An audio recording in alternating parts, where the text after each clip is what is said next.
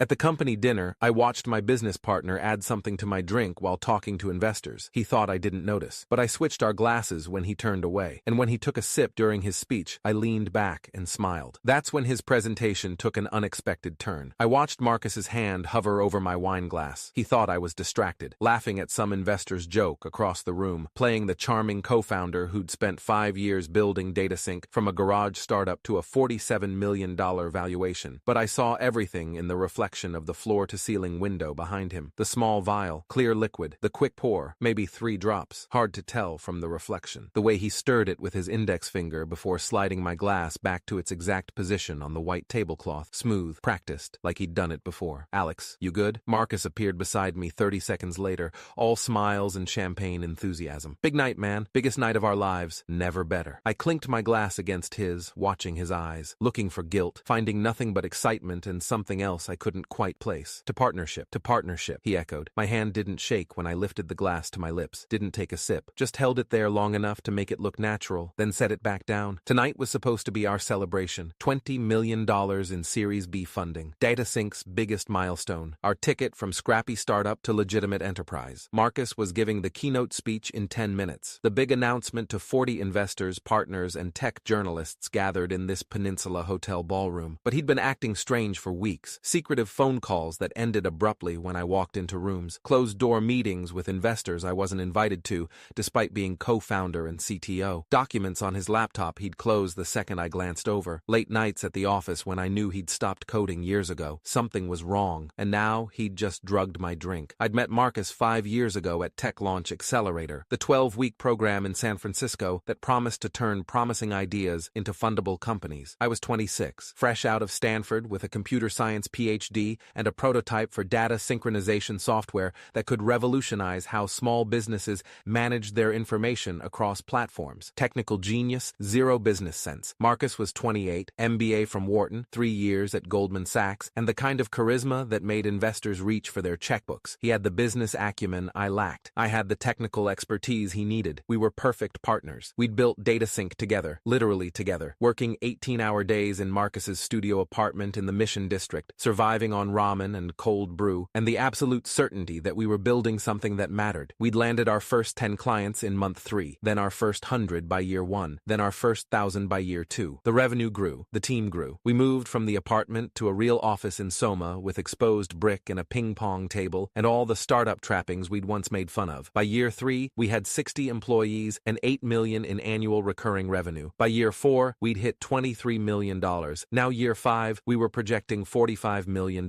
Series B funding was supposed to be our rocket fuel, the capital that would let us expand internationally, build out the sales team, dominate the market. But something had shifted in Marcus over the past year. Small things at first, taking credit for features I'd built during investor calls, referring to DataSync as my company instead of our company, gradually cutting me out of strategic decisions. Then, 3 weeks ago, I'd noticed the pattern. Marcus had started traveling more. Quick trips to New York, Los Angeles, Austin, always alone, always vague about the purpose. Meeting potential partners, he'd say, exploring opportunities. 2 weeks ago, I'd walked past his office late one night. The door was cracked open. He was on a video call, speaking in hushed tones. "Need to move faster. Alex is starting to ask questions. If we don't execute before the Series B closes," I'd frozen in the hallway. "Can't keep stalling. The restructuring needs to happen simultaneously with the funding announcement. Otherwise, he'll have time to—" He'd noticed me then, ended the call abruptly, smiled that easy smile. "Hey man, just wrapping up with some lawyers. Legal stuff for the funding round. Boring as hell." I'd nodded, pretended to believe him, but I'd started paying attention. Yesterday afternoon, I'd found the term sheet. I'd been looking for Q3 financial projections in Marcus's desk. Completely innocent, he'd mentioned they were in his bottom drawer. Instead, I'd found a document on expensive paper stock with a law firm letterhead I didn't recognize. Morrison, Burke & Associates, Corporate Restructuring Division. I'd photographed it with my phone, read it later in my car. Marcus wasn't raising Series B funding to grow the company. He was selling it without telling me. The term sheet outlined a complex equity restructuring that would dilute my 40% shares to essentially nothing through creative financial engineering, new preferred shares, liquidation preferences, anti-dilution provisions, all designed to push me out while making it look legitimate on paper. By tomorrow morning, according to the timeline in the document, I'd be voted off the board I'd helped create, pushed out of the company I'd built with my own code, left with shares worth maybe $200,000 while Marcus walked away with tens of millions. The investors tonight tonight weren't here to celebrate our milestone. They were here to finalize his betrayal. I need to hit the restroom before the speech, Marcus said, adjusting his Tom Ford tie. $350 I knew because he'd bragged about it last week. Too much champagne. Watch my drink? Of course, brother. I gave him the same easy smile we'd perfected through 1,000 pitch meetings. Go ahead. The moment he turned away, walking toward the bathroom with that confident stride, I looked at our 2 wine glasses. His, mine, identical. Both half full of a 2015 Bordeaux that probably cost $400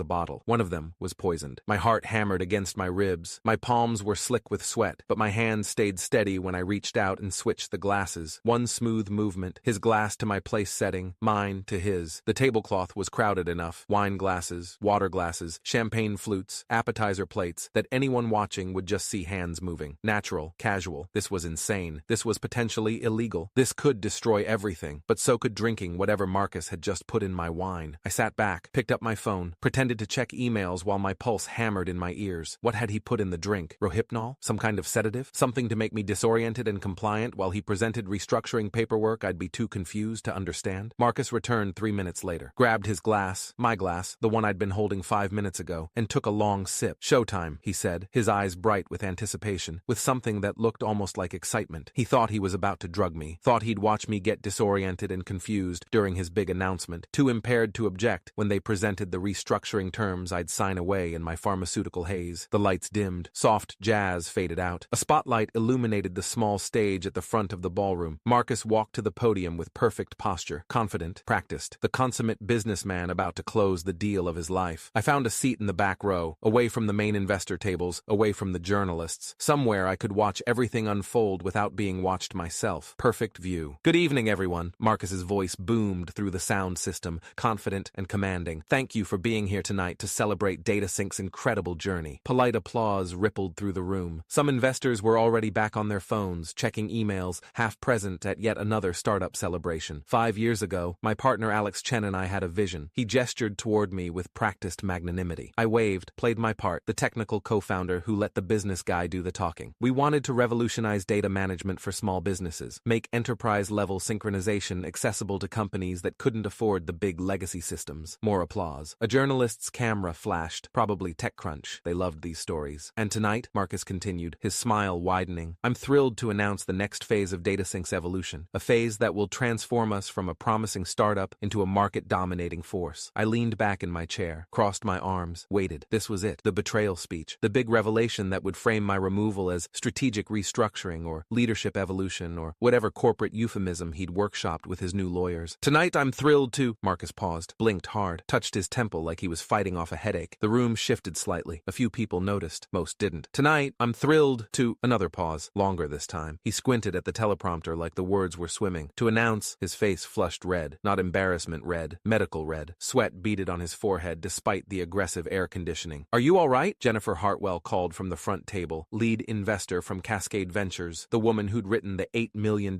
Series A check. I'm fine. Marcus gripped the podium with both hands, knuckles going white. Just need a second. It's warm in here. Nervous laughter rippled through the room. Whispers started. As I was saying, Marcus continued, but his words were starting to slur slightly, consonants blurring together like he'd had too much to drink. Tonight we're announcing a major change in DataSync's leadership structure that will...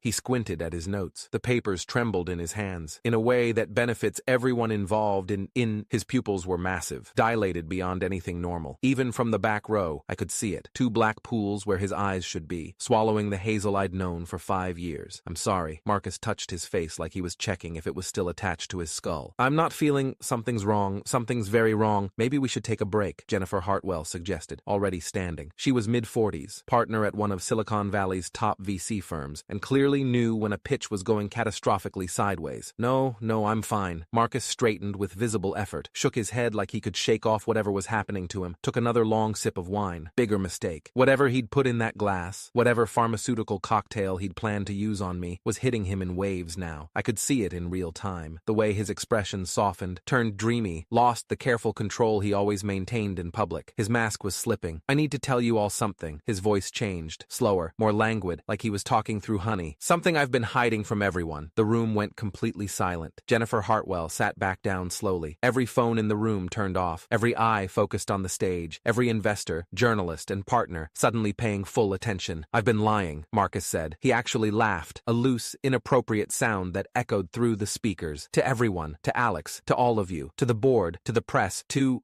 everyone. An investor 3 tables up, Robert Chen from Summit Partners, no relation, stood halfway out of his chair. Marcus, I think you should sit down. The funding round? Marcus's words came faster now, tumbling over each other like he couldn't control what was leaving his mouth. The Series B we're supposed to be celebrating tonight? I've been taking kickbacks, 20% to offshore accounts, shell companies in the Cayman Islands. Jennifer doesn't know about those. Nobody knows about those. Nobody was supposed to know. My chest tightened. My hands gripped the armrests hard enough to hurt. What the hell had he put in that wine? Jennifer Hartwell's face went white, chalk white. What are you talking about? And the revenue numbers? Marcus swayed slightly, catching himself on the podium. The 45 million we're projecting, inflated by 42%. I've been cooking the books for 18 months, made up clients, fictional contracts, completely fake companies that don't exist, made DataSync look way more valuable than it actually is, so we could raise at a higher valuation and I could take more money off the table. Investors surged toward the stage. Phones came out, dozens of them, recording, documenting, capturing every word of this confession. Marcus, stop talking, Jennifer shouted, her voice cutting through the chaos. Do not say another word. As your lead investor, I'm instructing you to stop speaking immediately. But he couldn't stop. Whatever the drug did, whatever truth serum or pharmaceutical interrogation tool he'd planned to use on me, it stripped away filters, made lying impossible, turned internal thoughts into external confessions. And Alex? Marcus pointed at me with a loose, uncoordinated gesture that nearly knocked over the podium microphone. My brilliant partner Alex Chen sitting right there. I was going to force him out tonight, dilute his shares to nothing through equity restructuring. The paperwork's already drawn up. Morrison, Burke and Associates have been working on it for 2 months. Cost me $180,000 in legal fees. I was going to take everything we built and push him out with maybe $200,000 while I walked away with the whole company. The room erupted. Shouts, chairs scraping against hardwood. The TechCrunch journalist was typing frantically on her phone, probably filing the story in real time. Jennifer Hartwell grabbed Marcus's arm, trying to physically pull him away from the microphone. What the hell are you saying? What have you done? I'm saying I'm a fraud. Marcus smiled dreamily, like he was confessing to eating the last cookie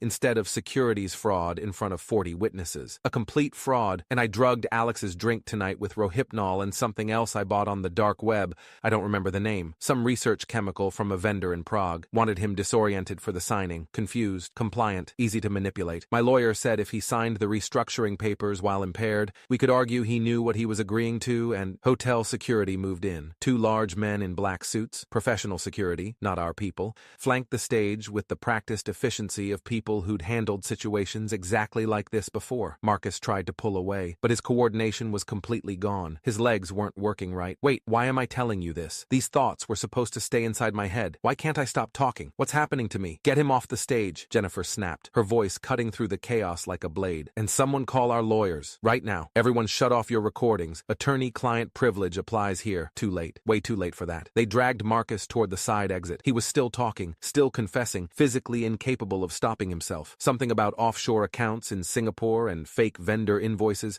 and how he'd been planning this for 6 months, ever since he realized he could sell DataSync for $200 million to a larger competitor if he could just get rid of the co-founder who actually built the technology and might object to the sale. The lead investor, Jennifer Hartwell, turned to address the room. Her face was composed, but I could see the rage underneath, barely contained. This event is over. We'll be conducting an immediate forensic audit of DataSync's financials starting first thing tomorrow morning. Everyone who invested in Series A, you'll be hearing from our legal team within 24 hours. She looked directly at me across the ballroom. Alex Chen, we need to talk, privately, right now. I stood slowly. Every eye in the ballroom followed me as I walked to the front. 40 people watching, judging, trying to figure out if I was complicit, if I'd known about the fraud, if this was some elaborate partnership scam. Ms. Hartwell, I said when I reached the front, my voice calmer than I felt. Marcus planned to drug me tonight, so I'd be too disoriented to understand the restructuring paperwork he was planning to present after his speech. But I saw him put something in my drink. I held up my wine glass, still full, untouched, evidence. So I switched our glasses when he went to the bathroom. Silence. Complete, suffocating silence. Everything you just heard? I gestured toward the side exit where security had dragged Marcus, his voice still echoing faintly from the hallway. All those confessions about fraud and kickbacks and cooking the books? That was supposed to be me up there, confused, disoriented, compliant, signing away my company while too impaired to understand what was happening. Jennifer Hartwell stared at me, then at the wine glass in my hand, then back at me. We need to talk, she said quietly, and we need lawyers, lots of lawyers. The next 6 hours were a blur of attorneys and police and official statements. Jennifer Hartwell called her firm's legal team. They arrived at the Peninsula Hotel just before midnight midnight, 3 attorneys in expensive suits carrying briefcases and tablets, ready to contain what was about to become the biggest scandal in Silicon Valley that year. The lead attorney was Richard Morrison, mid-50s, senior partner at Holbrook & Morrison LLP, wearing a Patek Philippe that probably cost more than my car. He'd handled the legal work for 17 major tech IPOs and knew corporate crisis management better than anyone in the Bay Area. "Mr. Chen," he said, shaking my hand with a grip that communicated both authority and careful assessment, "we need your full cooperation in understanding what happened here tonight. Everything you saw, everything you know, everything Marcus may have told you in recent weeks or months." Of course, they set up in a private conference room on the second floor. Hotel staff brought coffee. Good coffee, not the usual hotel swill. Someone ordered sandwiches that nobody ate. They just sat there congealing while we talked for hours. "Walk me through exactly what you saw," Richard said,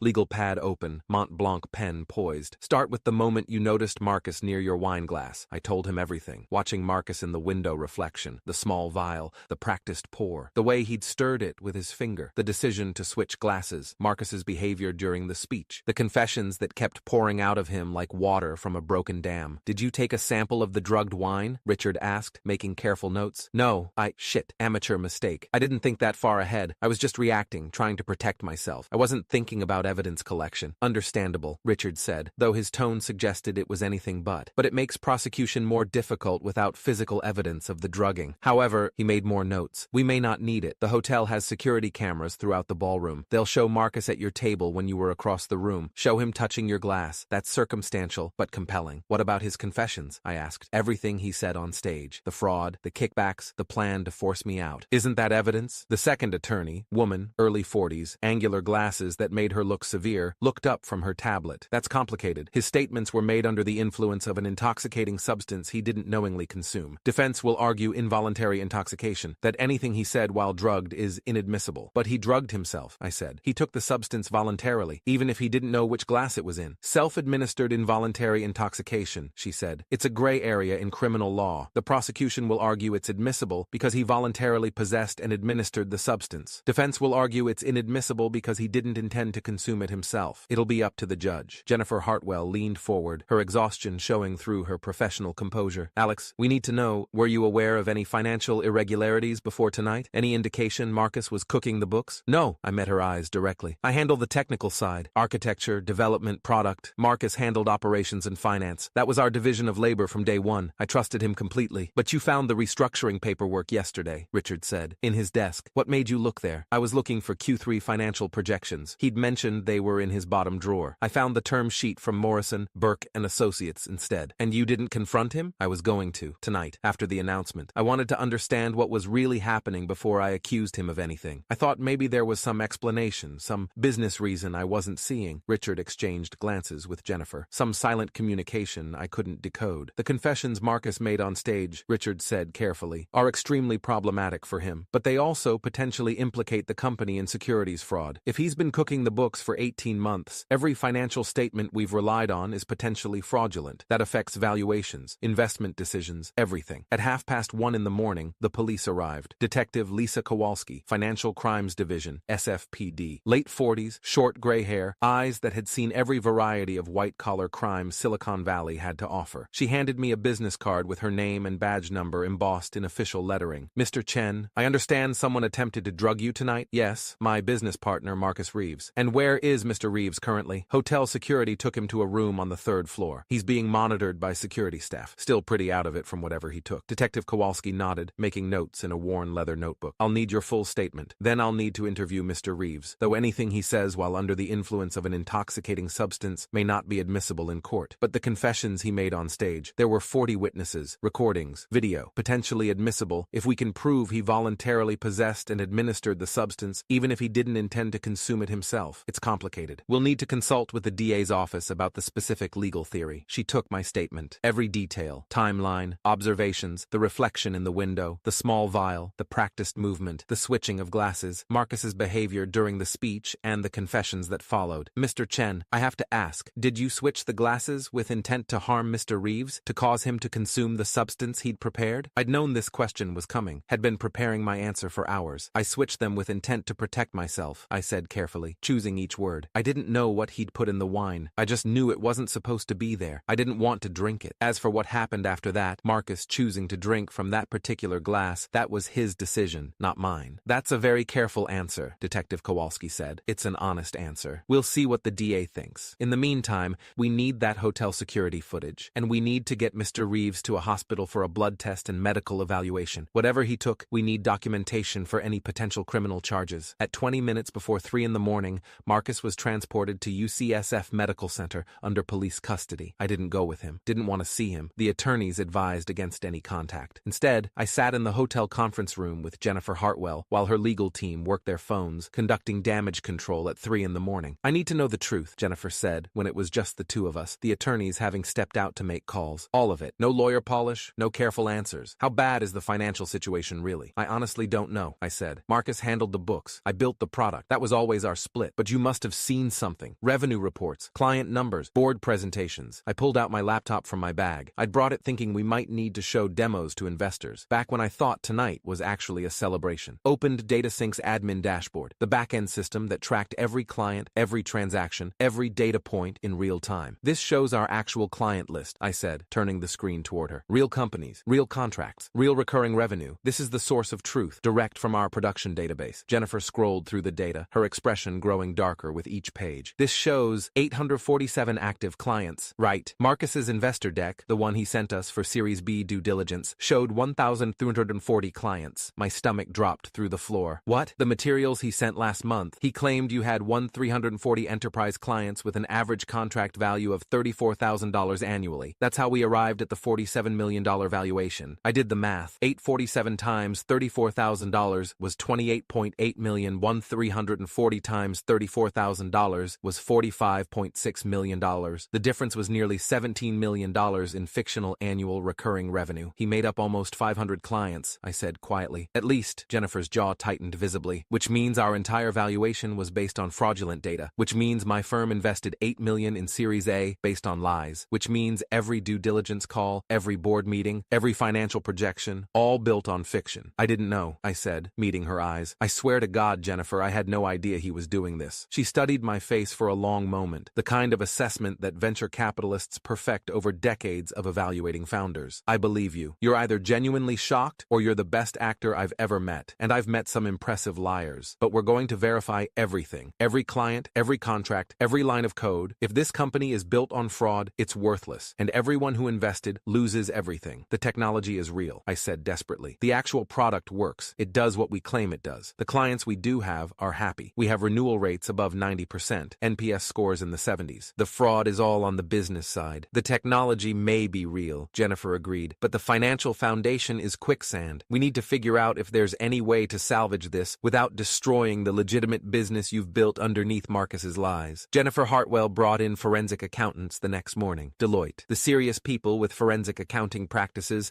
and no mercy for financial fraud. They descended on DataSync's offices at 8:30 with court orders and federal subpoenas, seizing servers, files, hard drives, everything that might contain evidence of Marcus's scheme. I gave them full access, helped them understand our technical architecture, showed them how to trace every client account, every transaction, every dollar that had actually moved through our systems versus the dollars Marcus had invented. The fraud was worse than anyone had initially thought. Marcus hadn't just inflated client numbers. He'd created an entire parallel universe of fake contracts, fictional companies with registered addresses at mail forwarding services, forged signatures on documents that looked completely legitimate. He'd built elaborate systems to generate fake invoices, fake payment records, fake customer service interactions. He'd used the fake numbers to raise Series A funding 18 months ago, then used the Series A money to create just enough real growth to make the fraud harder to spot during due diligence, then prepared to use the inflated numbers to raise Series B at an even higher valuation, or sell the company outright to a strategic acquirer and disappear with hundreds of millions of dollars. The lead forensic accountant estimated the total fraud at $23 million in fictional revenue over 18 months. This is one of the most sophisticated schemes I've seen in 23 years of forensic accounting, Patricia Henderson told me 2 days after the incident. She was mid-60s, gray hair, the exhausted look of someone who'd spent decades uncovering financial crimes and still found new ways people could lie. Most founders who cook books do it sloppily. Obvious red flags, easy patterns to spot. Your partner built an entire alternative reality with supporting documentation that would pass most standard due diligence reviews. He was always detail-oriented, I said numbly. He was also stealing directly from the company. We found $3.2 million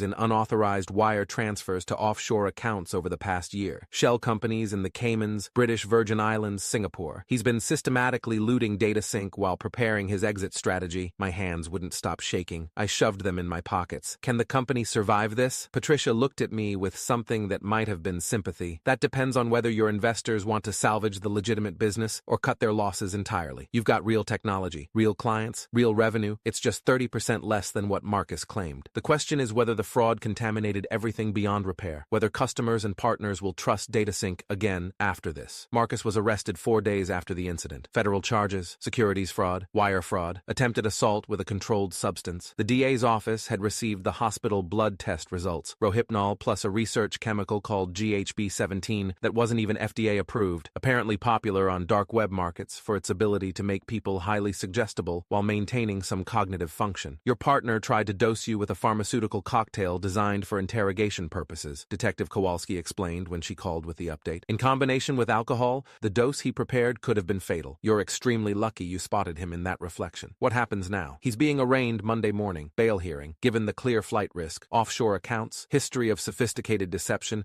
access to millions in potentially stolen funds. We're recommending he be held without bail until trial. And the confessions he made on stage? Legally complicated, she admitted. Defense will argue involuntary intoxication, that statements made under pharmaceutical influence aren't admissible. But we've got the hotel security footage showing him drugging your glass. We've got the blood test proving what substances were in his system. We've got 40 witnesses to his behavior. And we've got forensic accounting showing the fraud was real, not drug-induced fantasy. We don't need his confession to prove the case. We have evidence. Monday morning, I sat in the back row of the federal courthouse for Marcus's arraignment. He looked terrible, pale, gaunt, wearing an orange jumpsuit that swallowed his frame. His high-powered defense attorney from Crenshaw and Pike, Gerald Crenshaw himself, $1,200 per hour, argued for bail with practiced passion. Your Honor, Mr. Reeves has deep ties to the Bay Area community. He's lived here for 8 years. He's a respected tech entrepreneur. These charges are based on misunderstandings and statements made while Mr. Reeves was under the influence of substances he didn't knowingly consume. A misunderstanding? The federal prosecutor stood. Olivia Park, early 40s, 15 years as an AUSA, reputation for never losing white-collar cases. The defendant attempted to drug his business partner with Rohypnol and an illegal research chemical. He confessed on video in front of 40 witnesses to securities fraud, wire fraud, and embezzlement. He's been transferring millions to offshore accounts for months, clearly preparing to flee. This isn't a misunderstanding, Your Honor. This is a calculated criminal enterprise spanning 18 months. The judge, Honorable Patricia Winters, 62 years old, 26 years on the federal bench, known as one of the toughest judges in the Northern District, looked at Marcus over her reading glasses. Mr. Reeves, the evidence against you is substantial. The prosecution has demonstrated clear flight risk given your offshore financial arrangements. More importantly, you allegedly attempted to drug another person with dangerous substances. That presents a danger to the community. Bail is denied. You'll remain in federal custody pending trial. Marcus's face crumpled. His expensive lawyer whispered something urgent in his ear, probably telling him not to react, not to say anything. As the marshals led him away in shackles, Marcus looked directly at me across the courtroom. His eyes held something I couldn't quite read. Rage, betrayal, confusion. The look of someone who'd planned everything perfectly, executed every step flawlessly, only to watch it all explode because of one moment, one reflection in a window, one switched glass. I looked away first. I didn't owe him my attention anymore. Jennifer Hartwell's team at Cascade Ventures spent 3 months deciding whether DataSync could be salvaged. They brought in an interim CEO, veteran tech executive named Robert Harrison, who'd turned around 4 failing startups and taken 2 public. His job was brutal assessment. Could we save this company or should we just liquidate the assets? You've got legitimately good technology, he told me in our first meeting, sitting in what used to be Marcus's corner office. Real clients who genuinely need your product and are happy with it. The fraud was all on the business side. Inflated numbers, fake contracts. But the actual software works exactly as advertised. So we can save it? Maybe. We need to completely rebuild credibility with the market. Bring in a new CFO with an impeccable reputation. Submit to ongoing third-party audits. Be radically transparent with investors, customers, everyone. Fire anyone who had any knowledge of Marcus's schemes. And you, he pointed at me with a pen, need to step up in ways you never have before. You're CTO, but you're also the only founder left standing. The only one who didn't commit federal crimes. If DataSync survives, it's because people trust you to lead it out of this disaster. We hired a new CFO, Janet Kim, 20 years at PwC, reputation for absolutely brutal honesty about financial realities. We brought in an independent board with no ties to Marcus. We restructured the equity, My 40% stayed intact. Marcus's 40% was seized by the court as proceeds of crime. The remaining 20% was redistributed to investors as partial compensation for their losses. 11 of our original 18 investors sued DataSync and me personally. 8 eventually settled after forensic accounting proved I had no knowledge of the fraud. 3 pulled out entirely, writing off their investments. But 7 investors stayed. They believed in the technology, believed in the legitimate business we'd built beneath Marcus's elaborate lies. 6 months after that night at the Peninsula Hotel, we closed a new funding round. Not Series B, that designation felt cursed. We called it a recapitalization round. Not $20 million. That valuation was built on fiction, but $6.5 million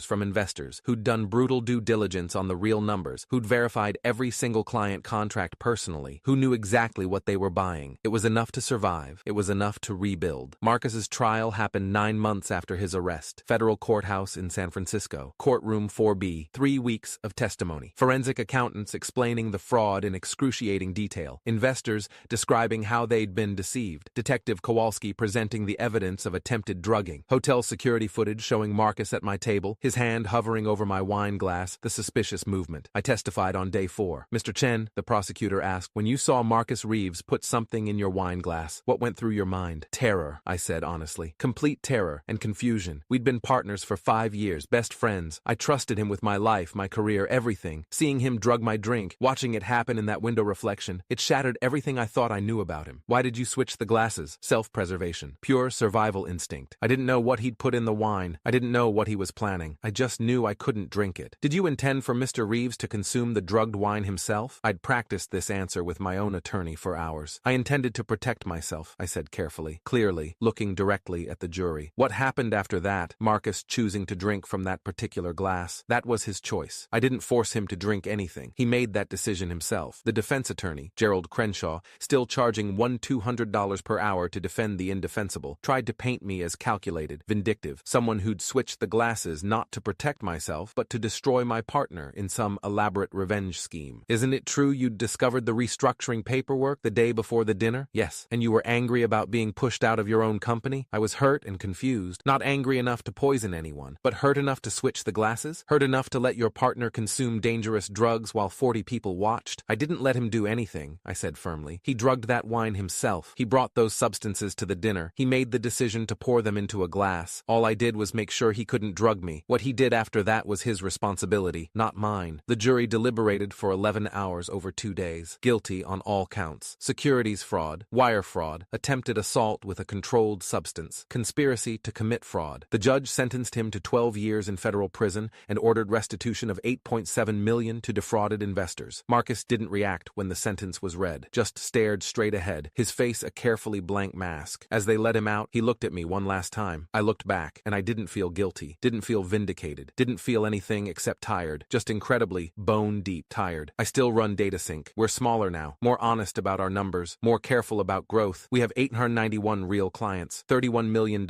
in actual annual recurring revenue, a team of 73 people who believe in building something legitimate. Sometimes late at night in the office, I think about that moment at the Peninsula Hotel, the reflection in the window, Marcus's hand hovering over my glass, the decision to switch them. Sometimes I wonder if I should have handled it differently, confronted him directly, called the police before he could take the stage, walked away and let him drug himself without my intervention. But then I remember the term sheet hidden in his desk, the plan to dilute my shares to nothing, the 18 months of elaborate fraud, the $3.2 million he'd stolen, the offshore accounts he'd prepared for his escape. Marcus didn't make one bad decision that night. He made hundreds of calculated criminal choices over 18 months. He built an entire fraudulent empire while I was writing code and serving clients and trusting my partner like an idiot. The drug in my wine glass wasn't an aberration. It was the logical conclusion of who he'd become. Last month, I got a letter from federal prison, from Marcus, handwritten on lined prison paper. I almost threw it away without reading it. Almost. Alex, I know you probably don't want to hear from me. I know what I did was unforgivable. My lawyer told me the drug confession thing actually helped my case in a weird way. Proved I was out of my mind, not in control. Didn't matter. Still got 12 years. I'm in therapy here. Court mandated. My therapist says I need to make amends, so here it is. I'm sorry. I was jealous. You were the genius. Everyone knew the technology was yours. I was just the business guy. Replaceable. As DataSync grew, I felt myself becoming less important. You could have built it without me, but I couldn't have built anything without you. So I tried to take it. Tried to erase you from from the story. I'm sorry for everything. You deserved better. I know I destroyed our friendship, our partnership, everything we built. I know you'll never forgive me. I'm not asking for forgiveness. Just wanted you to know I'm sorry. Marcus. I read it twice. Then I filed it in the same drawer with all the other legal documents from that nightmare year. I didn't write back. Some apologies come too late. Some betrayals can't be forgiven. Some people poison their own drinks and blame you for not stopping them.